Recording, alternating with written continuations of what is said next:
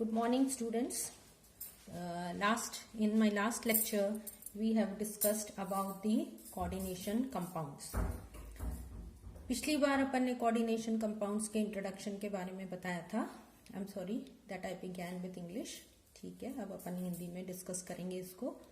और coordination compounds के बारे में जो भी अपन ने टाइप्स वगैरह डिस्कस किए थे, मेजर 3 टाइप्स के कंपाउंड्स होते हैं, anionic, cationic and neutral compounds और mix type of compounds. Basically जो भी था वो ये था कि कोऑर्डिनेशन कंपाउंड्स अब अपन एक स्क्वायर ब्रैकेट में रिप्रेजेंट करते हैं, बड़ा सा स्क्वायर ब्रैकेट बनाते हैं और इसके अंदर जो कंपाउंड है वो कॉम्प्लेक्स कंपाउंड या कोऑर्डिनेशन कंपाउंड कहलाता है. इस कोऑर्डिनेशन स्फीयर में या इस ब्रैकेट के अंदर, जो कि अभी अपन टर्म सारे डिस्कस करेंगे, इसमें जैसे कि मैंने पिछली बार बताया था, केवल 2 ही चीजें होती हैं, 2 ही मोइटीज होती हैं, एक मेटल एटम और बाकी सारी लिगेंड्स. ये जो अपन कहते हैं लिगेंड्स या ऐसे ग्रुप्स जो कि डोनर की तरह कार्य कर सकते हैं, ये ग्रुप्स यहाँ पर उपस्थित होते हैं. अब ये जब कॉम्प्लेक्सेस अपन पढ़ते हैं तो अपने को कुछ टर्म्स डिस्कस करनी होती है. सबसे पहले जो टर्म अपन डिस्कस करेंगे वो है कोऑर्डिनेशन स्पीशीज. अब कोऑर्डिनेशन स्पीशीज जैसे कि आपको पता है कि यहाँ पर मेटल और लिगेंड के बीच में या 2 ग्रुप्स के बीच में कोऑर्डिनेट कोवलेंट बॉन्ड उपस्थित होता है. यहाँ पर इसकी डेफिनेशन देने के लिए IUPAC ने जो सेट डेफिनेशन दी है वो ये है कि coordination species are the substances containing one or more central atoms surrounded by ligands, at least one of which is bonded to the central metal atom by coordinate covalent bond. क्या मतलब निकला इसका? इसका मतलब ये है कि कोऑर्डिनेशन स्पीशीज ऐसी स्पीशीज है जिसमें कि एक या एक से अधिक सेंट्रल मेटल एटम उपस्थित होगा और ये सेंट्रल मेटल एटम लिगैंड्स द्वारा सराउंडेड रहेगा या लिगैंड्स द्वारा बंधा हुआ रहेगा और इनके बीच का जो बंध होगा वो कोऑर्डिनेट कोवलेंट बॉन्ड होगा. तो कम से कम मेटल और लिगैंड के बीच में कम से कम एक कोऑर्डिनेट कोवलेंट बॉन्ड उपस्थित होना चाहिए, तब इस पूरी स्पीशीज को अपन कोऑर्डिनेशन स्पीशीज कहते हैं. अब बेसिक डेफिनेशन जो कि कोऑर्डिनेशन स्पीशीज या कॉम्प्लेक्स कंपाउंड की, जैसे कि अपन ने यहाँ पर डिस्कस करी, मेटल और लिगैंड उपस्थित होते हैं तो इसके 2 भाग हैं, एक मेटल एटम और एक लिगैंड एटम. तो सेकंड जो अपन स्टार्ट करेंगे वो है सेंट्रल मेटल एटम. ये टर्म अपने को डिस्कस करनी है. कई बार अपन ने ऐसे कॉम्प्लेक्सेस देखे हैं, बहुत सारे बच्चे कई बार कॉम्प्लेक्सेस को देख करके ये पूछते हैं कि मैडम यहाँ पर 2 मेटल एटम उपस्थित हैं, जैसे कि यहाँ पर पोटेशियम भी है और आयरन भी उपस्थित है. तो यहाँ पर अपन जो सेंट्रल मेटल एटम या आयन है वो मेटल एटम होगा जो कि कॉम्प्लेक्स के अंदर उपस्थित होगा या स्क्वायर ब्रैकेट्स के अंदर उपस्थित होगा और जिसकी बंधन जो है वो लिगैंड के साथ होगी. तो इसलिए सेंट्रल मेटल एटम या आयन की जो डेफिनेशन देते हैं कि that metal atom which is attached to the ligands at the centre of the coordination complex. What do you mean by coordination complex? Coordination complex का मतलब जो कि स्क्वायर ब्रैकेट के अंदर उपस्थित हो और इस स्क्वायर ब्रैकेट के अंदर अपने पास वेरियस टाइप्स ऑफ लिगैंड्स हो सकती हैं और एक या एक से अधिक मेटल एटम भी उपस्थित हो सकता है. अब यहाँ पर जब अपन देखते हैं तो पोटेशियम भी प्रेजेंट है और आयरन भी प्रेजेंट है.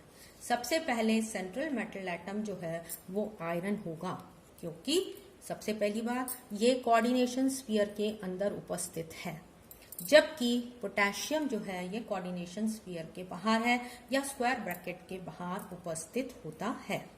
दूसरी इंपॉर्टेंट बात, इसके साथ कोई भी लिगैंड उपस्थित नहीं है जो कि कोऑर्डिनेट कोवलेंट बॉन्ड बनाए, जबकि यहाँ पर ये लिगैंड साइनाइड उपस्थित है जो कि आयरन के साथ कोऑर्डिनेट कोवलेंट बॉन्ड बनाती है. इसलिए सेंट्रल मेटल एटम जो है वो आयरन कहलाता है. सेंट्रल मेटल एटम जो है ये बहुत ही इंपॉर्टेंट एंटिटी है यहाँ पर, क्योंकि सेंट्रल मेटल एटम ही सारी कॉम्प्लेक्स की जितनी भी प्रॉपर्टीज हैं वो सेंट्रल मेटल एटम द्वारा ही दर्शाई जाएंगी.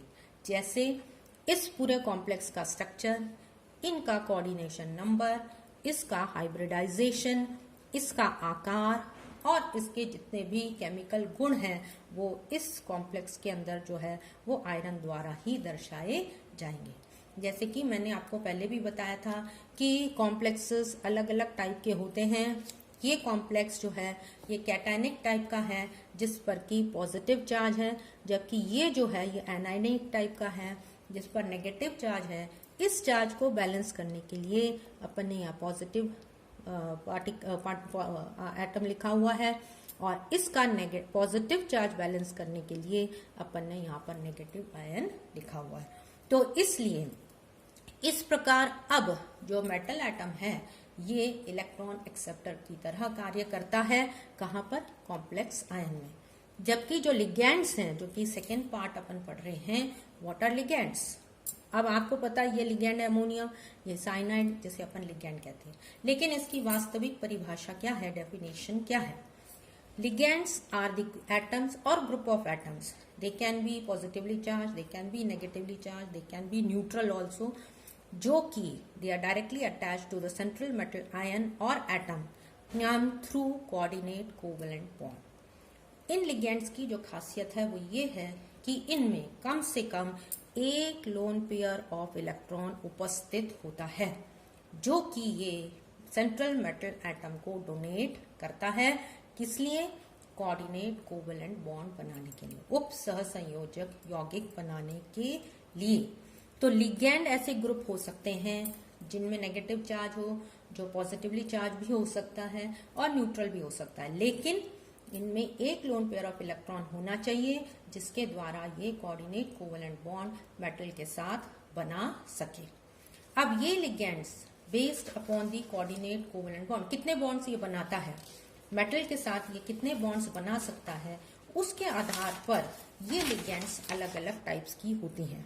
For example monodentate ligand, dentate का मतलब है डेंटिसिटी जिसे अपन कहते हैं, हैप्टिसिटी जिसे अपन कहते हैं, कि लिगैंड की bonding capacity with metal in the complex compound. अगर केवल एक लोन पेयर ऑफ इलेक्ट्रॉन या एक कोऑर्डिनेट कोवेलेंट बॉन्ड ये मेटल के साथ बनाता है तो उस लिगैंड को मोनोडेंटेट कहते हैं और इसकी हैप्टिसिटी जो है वो 1 होती है।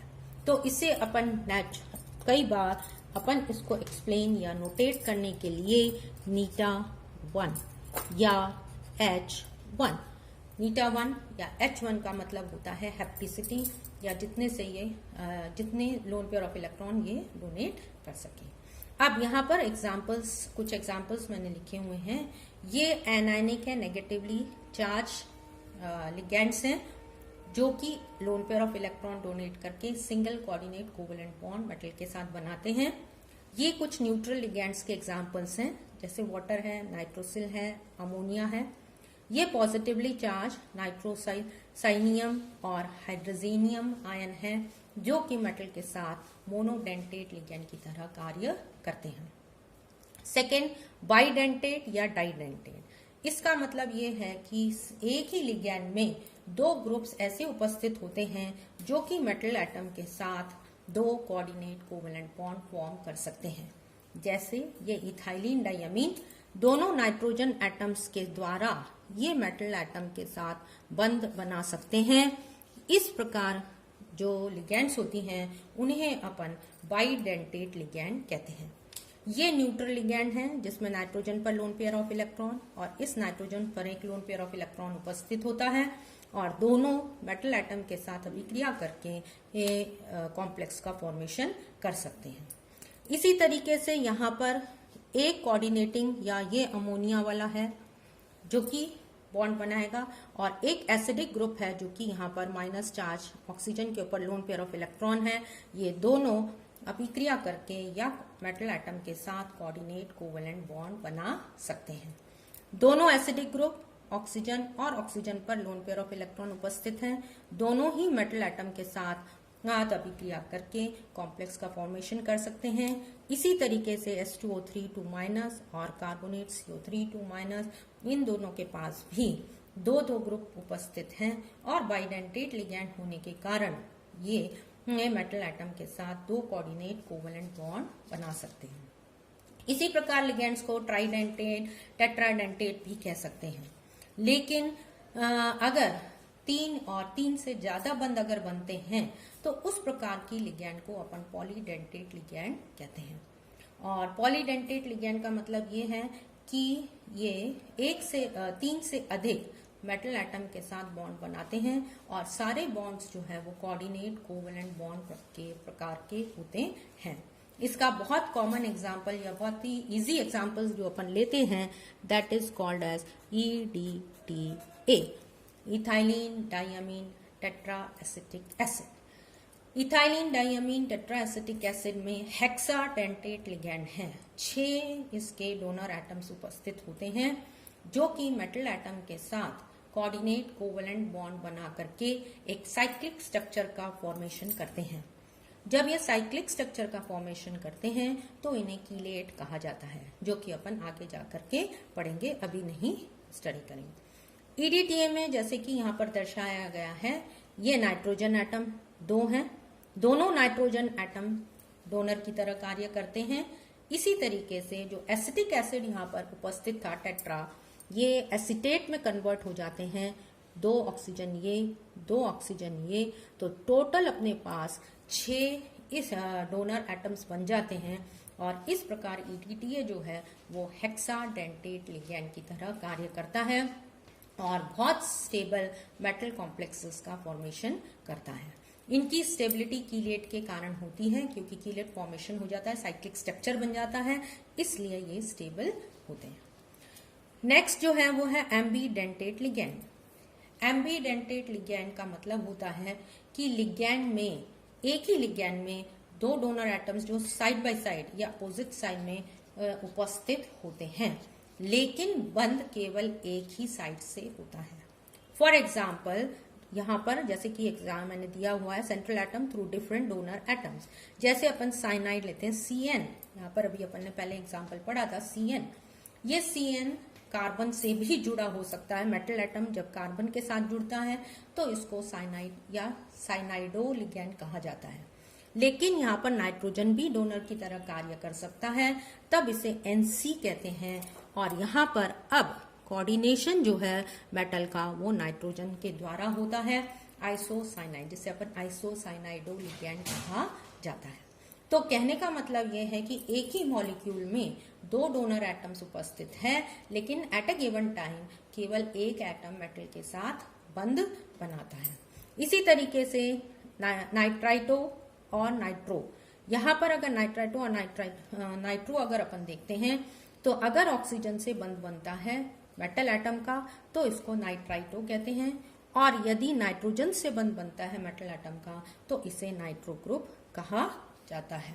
इसी तरह थायोसाइनेट और आइसोथायोसाइनेट, अगर सल्फर से बंध बनता है मेटल एटम का तो थायोसाइनेट, और अगर नाइट्रोजन से बनता है तो इसे अपन आइसोथायोसाइनेट लिगेंड कहते हैं।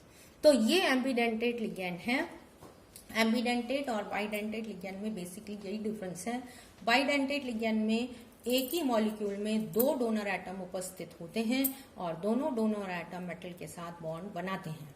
यहाँ पर एक ही मॉलिक्यूल में दोनों तरफ से बंध बन सकता है, लेकिन एट अ गिवन टाइम एक साइड से ही बंध बनता है। देन कम्स नेक्स्ट जो डेफिनेशन है कोऑर्डिनेशन नंबर। ये 2 चीजें बहुत इंपॉर्टेंट हैं। अगर अपन कोऑर्डिनेशन स्पीशीज देखते हैं तो उसमें कोऑर्डिनेशन नंबर आता है और एक ऑक्सीडेशन नंबर आता है। ऑक्सीडेशन नंबर आप सब लोगों ने पहले भी पढ़ा हुआ है मेटल्स में, और बहुत सारी रिएक्शंस में अपन पढ़ते हैं, एसिड बेस रिएक्शंस जो करते हैं उनमें अपन ये देखते हैं कि ऑक्सीडेशन नंबर वहां पर काम में आता है। सबसे पहले अपन डिस्कस करेंगे coordination number. What is the coordination number? Coordination number is the number of ligands which is directly bonded to the central metal atom in the coordination entity. Coordination entity जैसे ही मैं बोलती हूँ आपको स्पष्ट हो जाना चाहिए कि एक स्क्वायर ब्रैकेट उपस्थित होगा और उस स्क्वायर ब्रैकेट में आपके पास एक मेटल एटम है और बाकी लिगेंड एटम्स उपस्थित होंगे। तो कोऑर्डिनेशन नंबर का मतलब है number of ligands which is attached to the central metal atom. कितनी लिगेंड्स वहां पर जुड़ी हुई हैं सेंट्रल मेटल एटम को, उसे अपन कोऑर्डिनेशन नंबर कहते हैं। दूसरे शब्दों में इसको ये भी कहा जा सकता है nearest neighbour of the central metal atom in the complex metal atom या ion which is bonded by the sigma bond. ये बहुत इंपॉर्टेंट ये है कि सिग्मा बॉन्ड द्वारा जितनी भी लिगेंड्स जुड़ी हुई हैं कॉम्प्लेक्स में या nearest neighbour of the central metal atom in the complex is called as the coordination number. ये जैसे ही आप कॉम्प्लेक्स देखेंगे तो आपको समझ में आ जाएगी। फॉर एग्जाम्पल अगर मैं ये वाला लेती हूं, यहाँ पर सेंट्रल मेटल एटम कोबाल्ट है और ये लिगेंड है। अब एक ही प्रकार की लिगेंड है यहाँ पर, इसलिए अगर इसका नंबर अपन देखते हैं 6, तो लिगेंड का नंबर 6 है, इसलिए इसका कोऑर्डिनेशन नंबर भी 6 होगा। यहाँ पर एक लिगेंड क्लोराइड है Cl और इसकी संख्या 4 है सॉरी, तो इसलिए इसका कोऑर्डिनेशन नंबर भी 4 होगा। ये जरूरी नहीं है कि एक ही प्रकार की लिगेंड उपस्थित हो। फॉर एग्जाम्पल अगर इस टाइप का कॉम्प्लेक्स है तो यहां पर अपन देखते हैं कि 2 प्रकार की लिगेंड उपस्थित हैं, एक तो अमोनिया और एक Cl क्लोराइड, और दोनों को अपन टोटल करना पड़ेगा। यहां पर 4 + 2 = 6 लिगेंड्स हैं, इसलिए इसका कोऑर्डिनेशन नंबर भी 6 होगा। तो टोटल नंबर ऑफ लिगेंड्स आप यहां पर काउंट करेंगे और तब उसका कोऑर्डिनेशन नंबर अपन फाइंड आउट कर सकते हैं। सेकेंड टर्म जो कि आपको इससे डिफरेंशिएट करना है that is called as oxidation number. Oxidation number अगर अपन जनरल लेते हैं डेफिनेशन, तो ये कह सकते हैं कि the property of giving off the electron और taking off the electron is called as the oxidation number. Generally यहाँ पर जो अपन यूज कर रहे हैं वो मेटल्स हैं और इसलिए मेटल्स की ऑक्सीडेशन नंबर पॉजिटिव होती है। अगर अपन वैसे नॉर्मल केस में देखें तो ऑक्सीडेशन नंबर पॉजिटिव हो सकता है, नेगेटिव भी हो सकता है और 0 भी हो सकता है। यहाँ पर क्योंकि कॉम्प्लेक्सेस के बारे में अपन स्टडी कर रहे हैं, कॉम्प्लेक्सेस में अपने पास सेंट्रल मेटल एटम उपस्थित होता है, इसलिए सेंट्रल मेटल एटम की ऑक्सीडेशन स्टेट या ऑक्सीडेशन नंबर अधिकतर पॉजिटिव में ही पाया जाता है। तो it is different from the coordination number. जो ऑक्सीडेशन नंबर है वो कोऑर्डिनेशन नंबर से अलग है। यहाँ पर जैसे कि अपन ने कोऑर्डिनेशन नंबर देखा था that is number of ligands which is attached to the metal atom, लेकिन ऑक्सीडेशन नंबर जो है वो मेटल एटम का होता है, ये भी मेटल एटम का ही है, लेकिन यहाँ पर मेटल एटम कौन सी ऑक्सीडेशन स्टेट में उपस्थित है या कितने इलेक्ट्रॉन्स ये दे सकती है जिससे कि इस पे पॉजिटिव आयन या पॉजिटिव चार्ज उत्पन्न हो, ये अपन ऑक्सीडेशन नंबर यहाँ मेटल एटम का कहते हैं। इसको जनरली अपन रोमन न्यूमरल में लिखा जाता है +3 +4, इस तरीके से अपन पहले फाइंड आउट करते हैं और फिर रोमन न्यूमरल में 1 2 3 एक्सेट्रा इस तरीके से लिखा जाता है। अब ये मैंने कुछ एग्जांपल्स लिए हैं जिसमें अपन कोऑर्डिनेशन नंबर और ऑक्सीडेशन नंबर दोनों फाइंड आउट कर सकते हैं। पहला CONH3O4 Cl2, और ये अपना कॉम्प्लेक्स जो है कैटायनिक कॉम्प्लेक्स है, पॉजिटिव चार्ज उपस्थित है और इस पॉजिटिव चार्ज को बैलेंस करने के लिए बाहर अपन ने Cl- लिगेंड लिख रखी है, लिगेंड नहीं है सॉरी, एक ग्रुप लिख रखा है Cl-। इस कॉम्प्लेक्स में 2 चीजें अपन फाइंड आउट कर सकते हैं। सबसे पहला तो अपन ये फाइंड आउट करें कि इस कॉम्प्लेक्स में क्या चार्ज होगा। उसके लिए सबसे पहले इस मेटल एटम की ऑक्सीडेशन स्टेट फाइंड आउट करनी है। ऑक्सीडेशन स्टेट X मान ली, अमोनिया न्यूट्रल लिगेंड है इसलिए 0, Cl- चार्ज होता है इसलिए -1 × 2, और ये पूरा कॉम्प्लेक्स पर कैसे फाइंड आउट करेंगे, यहां जितने ग्रुप हैं उतनी संख्या यहां पर अपन लिख देंगे। फॉर एग्जाम्पल Cl यहां पर केवल एक ही उपस्थित है, इसलिए ये Cl जो एक उपस्थित है, ये Cl का कौन सा चार्ज है माइनस, तो इस पूरे कॉम्प्लेक्स पर +1 चार्ज होता है जो कि मैंने यहां लिखा हुआ है। तो X की वैल्यू जो है ये +1 और ये 2 यहां चला जाएगा +2, X = +3। That means this cobalt is in +1 oxidation state. तो कोबाल्ट की ऑक्सीडेशन स्टेट यहां पर आ गई +3। अब इस कॉम्प्लेक्स पर चार्ज जो अपन ने निकाला है वो सही है या नहीं है, इसको फाइंड आउट करने के लिए कोबाल्ट की ऑक्सीडेशन स्टेट +3 प्लस इसकी 0 प्लस यहां पर -2, +3 और +2 इज इक्वल टू +1। तो ये जो +1 अपन ने निकाली है वो इसकी सही ऑक्सीडेशन स्टेट है। इसी तरीके से यहां पर अपन फाइंड आउट कर सकते हैं, ये एनायनिक कॉम्प्लेक्स है, इसलिए अगर इसको अपन छिपा लें तो यहाँ पर जो चार्ज है वो -4 है। इस -4 को बैलेंस करने के लिए अपन ने चार के प्लस आयन यहाँ पर लिखे हैं। तो यहाँ पर कॉम्प्लेक्स का चार्ज -4, ये x, ये -6, x इज इक्वल टू -4 + 6 या x इज इक्वल टू +2, अर्थात oxidation state of iron is equal to +2। इस तरीके से अपन ऑक्सीकरण अंक अलग अलग कंपाउंड्स के निकाल सकते हैं। ये कुछ एग्जांपल्स हैं जिसमें कि कोऑर्डिनेशन नंबर और ऑक्सीडेशन स्टेट अपन ने निकाले हैं, जो कि आप खुद भी इसको एक्सप्लेन कर सकते हैं।